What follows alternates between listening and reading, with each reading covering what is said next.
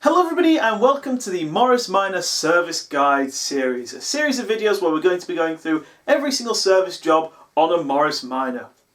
Now, notice that I said series there because originally I wanted this to be one big video, but it would have ended up being about 90 minutes long, which is, no, that's terrible. So I decided to carve it up into multiple videos to make life a little bit easier for everybody involved. So allow me to explain how these videos are going to work. In the description, there is a full list of all the service job detailed in that particular video, alongside a detailed description and a time code. So if you want to know how to do one particular job, you go into the description, click on the time code, and it'll take you straight to that job. I'm trying to streamline this as much as possible to make everybody's life a little bit easier. Also, at the start of every video, I'm going to be going through all the tools and equipment that you might need, as well as all the serviceable items that you're going to need, such as oils and parts, so that there's a full list of all the things you might need, so you can check before you start the work. So let's get into the video. This video is all of the daily and weekly checks, so all the daily checks you need to do once a day, and all the weekly checks that you should do once per week. But before we get into actually doing all those jobs, let me tell you what you're going to need. For all the fluids you need on hand, first you're going to need antifreeze. Blue antifreeze. I personally like premix. I hate mixing antifreeze. I don't like the stuff. I get this stuff from Halfords. It's not too expensive and it's nice and easy to get a hold of. This is because we're going to be checking the radiator. You're also going to need some Screenwash. I use this stuff from Morrison's. I use a 50-50 mix of concentrate to water all the time. You're going to need some of this because we're going to be checking the washer fluid. You're also going to need some 2050 weight oil. I personally use Comma Classic oil because it's very high quality, it's got lots of additives in. Just get the best oil you can get a hold of, and you need 2050 if you've got an A-series engine. This is because we're going to be checking the oil level. Something else you'll need is some carburetor oil. Now I personally like this stuff, which is Penrite carb oil, which is designed for the SU carburetor. You can use pretty much any oil in a carburetor, it doesn't particularly matter. Some people use 3-in-1, some people use engine oil. I get this stuff because not only is it designed for an SU carburetor, it comes in a nice squeezy bottle, so it makes life a little bit easier for me. And finally, some brake fluid, DOT4 brake fluid to be precise. Now I should say, if you actually need to use any of this, there is a problem with your brakes and you need to check that out because the brakes are a closed system, which means if you're losing fluid, there's a problem and you need to check that out. You just need it on hand because we're going to be checking the brake fluid. As for the tools you're going to get your hands on, first you're going to need a tyre pressure gauge. Get yourself a digital tyre pressure gauge off the internet. They're not expensive, they're pretty precise, and it's much easier to read these than the old style ones. Similarly, you're going to need this, a tyre pump. Get something that's a nice foot pump. You don't want to use the hand pumps because you need to put a lot more pressure in the tyres than you would, for instance, a bike tyre. So get yourself a decent one of these. You're also going to need a large, high quality adjustable spanner like this, which is a Barco, because you need to take the cap off of the brake master cylinder. Now you could use a socket if you've got a hold of it, but I don't have a socket that big, so a large adjustable spanner works perfectly fine. And for the final tool, you're either going to need a tread gauge, or if you live in the UK, a 20p piece. No, really, I'll explain that when we check the tyres. So anyway, that's all the stuff you're going to need on hand. Let's get into the video, starting with all the daily checks. Okay, so these are the daily checks, starting with checking the oil level in the engine. To do this, you want to pull out the dipstick, which is located on the left-hand side between the second and third spark plugs, and then taking a look at it. Now, I'm actually going to clean it off and dip it back in, both to get a more accurate reading and to show you the marks on the dipstick. There are two marks, a minimum mark and a maximum mark, and you want the oil level to be between these two marks as close to the maximum as you can get it. If you actually dip below the minimum, you could cause damage to your engine. The reason that you want to check the oil level regularly is because the Morris Minor engine, like all British cars from the 60s, leaks. The A-series engine is notorious for leaking, and there's not really much you can do to stop it. Now in my case, my engine leaks rather badly, which means I need to keep a really close eye on the oil level. So once you've cleaned the dipstick and put it back in, pull it out again, and this gives you a much more accurate reading of how much oil's in the engine. And as you can see by mine, I've got between halfway of the minimum and maximum, which means I need to put some more oil in the engine, so I'm going to go and do that. So promptly put the dipstick back in and then top it up with the correct engine oil. You want to use 2050 oil. Now this is because it's an A-series engine, they all use 2050 oil. If you've got a side valve engine, it uses different oil, but this is 2050, and I like to use Comma oil, which is very high quality, it's got lots of additives in. You want to use the highest quality oil you can get your hands on. These engines are all very old and they need looking after, so get the highest quality oil you can get when you're filling them up. That's how you check the oil level. And for the second of the daily checks, this one's dead easy. It's checking the water in the radiator. To check it, simply take the cap off and have a look on the inside. You want about 1.5 inches of coolant in the top tank of the radiator. If yours is a bit low, you need to top it up. It's a bit hard to show here, but mine's actually a little bit low because one of my heater pipes is leaking slightly, so I need to top it up. Now, for the antifreeze mix, you want to use blue antifreeze. I personally like to buy premix because I don't like mixing antifreeze, it's nasty stuff. And you want to only use blue. Don't use the green stuff or the pink stuff or anything like that.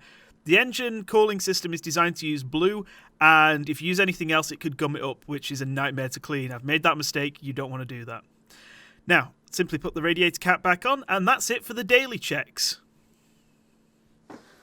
So that was all the daily checks, which are nice and easy. You've got to do those in the morning just before you set off. Now we're moving on to the weekly checks. Do these at some point on a day off during the week. Just do a run around. It takes about 10 minutes. Now it's time for the weekly checks, something you should do once per week, starting with checking all the bulbs work. This is very important, especially if you daily drive the car. Make sure that the parking lights work, that your headlamps work fine, that your main beams work fine and the dip switch is working properly, and of course check that both sides indicators are working as they should. Now for the back of the car, you want to make sure that the rear bulbs work, so the rear lights, and especially make sure that the rear brake lights work. I'll show you a trick on easily checking that in a moment. And of course make sure that your indicators work as they should. This is all especially important if you're daily driving because the Morris Minor has less bulbs than a modern car, so there's more to go wrong. Now, allow me to show you a trick to check the brake lights very easily. So an easy way to check the brake lights if you're on your own, of course it's much easier if you've got two people because you can have somebody just stood behind you when you press the brake pedal.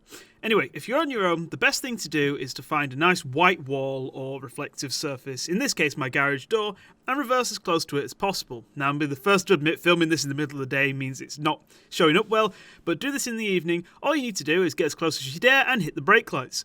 And you can see in your rearview mirror the reflection of the brake lights in your garage door or white wall. It's a nice easy way to check it, just do this in the evening and not like I did in the middle of the day.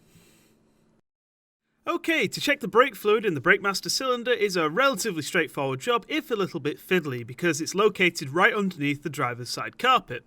There's a plate here with a hole in it, and in that hole is the brake master cylinder. Now to check the fluid, you need to remove the cap and have a look on the inside. Now my plate's quite shiny because I actually made it out of stainless steel. A little bit of a flex there. But anyway, to check the fluid, simply remove the cap and have a look on the inside, like so. The fluid should be just below the threads of the top of the master cylinder, and mine is fine, so I'm going to put the cap back on. The reason that you want to check this regularly is simple. The brakes are actually a closed system, meaning that if you're losing any brake fluid, there's actually a problem with your brake system and there's a leak in it, which means your brakes are going to become dangerous. So if you see that you're losing fluid, it's an early warning sign that you need to do some work on the brakes. That's how you check the brake master cylinder fluid. Relatively straightforward. Checking how much water's in the washer fluid bottle is relatively straightforward because the bottle's see-through and you can see how much is in it, but I'm actually going to take the bottle out and change the fluid and you'll see why in a second. These should just be able to unclip from where they're clipped in place. It's relatively straightforward to remove. The reason I'm changing the water is because my car stood all last year. The water's actually growing mould, which is pretty gross, so I'm going to swill this out, clean it out, and then fill it with my preferred washer fluid. Now I like to use a strong winter mix, which is 50-50 concentrate to water all year round because the windscreen wipers really need all the help they can get. This is my preferred mix. You can use basically whatever you want in here and just fill it up to full and pop it back in the car like so. Now because mine had stood for so long, the whole washer fluid system needs a good clean through, so once it's popped back into place, I'm going to run through with the windscreen washer pump until fresh fluid comes out through the nozzles like so. That's how to check and change the fluid in your washers. Okay, and it's now time to check the tyres, starting with the tyre pressure. Using a tyre pressure gauge like this one, which I bought off the internet quite cheap, you want to check how much air you've got in your tyres. Now my old gauge broke and I didn't realise, which is why the pressure's so low. 22 psi is way too low for tyres. This is why I was getting rubbish fuel economy, so I really need to inflate the tyres. To do so, you want to get an air pump like this and attach it to the tyre valve and then simply pump up the tyres until you've got the right amount of air. Now, depending on who you ask, this might be a bit different, but generally you want to aim for 28 psi in all tyres. If you're often carrying passengers in the back, you might want to pump up the rears to 30, but 28 all round is a really good place to be with Morris Minor tyres.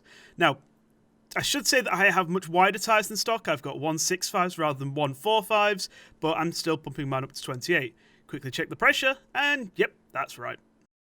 Now, while you're down there, you might as well check the condition of the tyres. Check for any damage, nails, screws or stones that might be stuck in the treads, and have a look at the wall for any cracking which could indicate an old tyre. Also, every couple of months you want to check the depth of your tread, either using a tread gauge or, if you live in the UK, a 20p piece. The lip of the 20p piece is roughly the same as the minimum depth of tread that's legal in the UK, so if you stick a 20p piece in the tread and you can see the lip, it's time to replace the tyre. Luckily I've got lots of depth on mine because my tyres are relatively new. Nice and easy. And for the final of the weekly checks, you need to check the oil in the carburetor dashpot. To do so, unscrew the top and have a look on the inside. You should have oil just below this little lip here, you can see it here. If your carburetor is in good condition, you may only have to do this check every couple of months, but if yours is like mine and quite worn, I have to top it up every 2 weeks or so. It's a bit fiddly, but it's got to be done. And that's it for the weekly checks. Simply screw it back on, and you're done. So that's it for the daily and weekly checks. Nice and straightforward, it only takes about 15 minutes to do in total, and you want to be doing these mostly if you daily drive like I do. These are the checks that I do. If you don't daily drive the car, you only take it out occasionally, you don't really need to do these as regularly. Just make sure that you run through these checks if your car's sat for more than 2 weeks. Anyway, next video is going to be a bit more in depth because we're going through the 1,000 mile checklist and the 3,000 mile checklist. So I'll be going through that. The video should be out in a week or two, and of course it will be linked in the description and on the end cards of this video. So, I hope you all enjoyed. This is a new style of video for me, so please let me know what you thought of it. I do actually read all the comments, and I love seeing all the comments that you write, so please let me know what you thought, any ideas for the series going forward, and I hope that you enjoy it. So thank you very much for watching, and we shall see you in the next episode for the next part of the service series. Bye!